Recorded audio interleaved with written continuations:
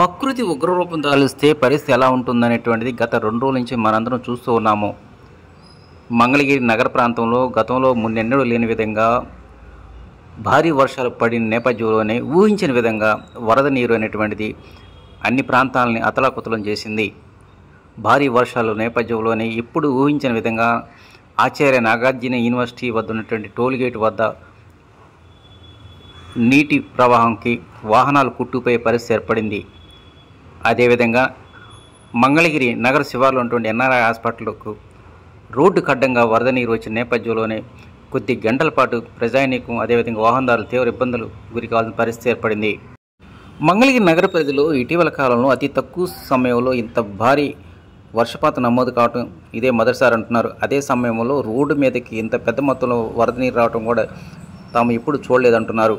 ఇక ఆచార్య నాగార్జున యూనివర్సిటీ వద్ద ఉన్నటువంటి కాజా టోల్గేట్కు మాత్రం భారీ నష్టమే జరిగిందని చెప్పాలి.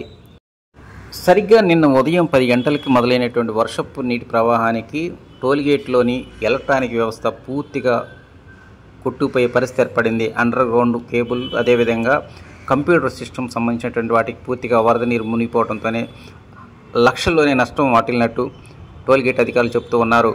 ఈరోజు ఉదయానికి కూడా కొంతమేర వరద నీరు వస్తున్నప్పటికీ వాహనాలు మాత్రం ఎలాంటి ఇబ్బంది లేకుండా యథావిధిగా నడుస్తూ ఉన్నాయి. కాజా టోల్గేట్ వద్ద మొత్తం 16 లైన్లు ఉన్నాయి. అంటే విజయవాడ నుంచి గుంటూరు వైపు వెళ్ళడానికి 8 లైన్లు, అదేవిధంగా గుంటూరు నుంచి విజయవాడ వైపు వెళ్ళడానికి 8 లైన్లు, ఇట్లా మొత్తం 16 లైన్లు ఉన్నాయి. నిన్న పడినటువంటి వర్షానికి పూర్తిగా ఎలక్ట్రానిక్ వ్యవస్థ డ్యామేజ్ అయినటువంటి నేపథ్యంలోనే 2 వీలర్స్ కావచ్చు 4 వీలర్స్ కావచ్చు అందరికీ ఎలాంటి రుసుముసులు చేయకుండా మెయిన్ లైన్ వదిలేశారు.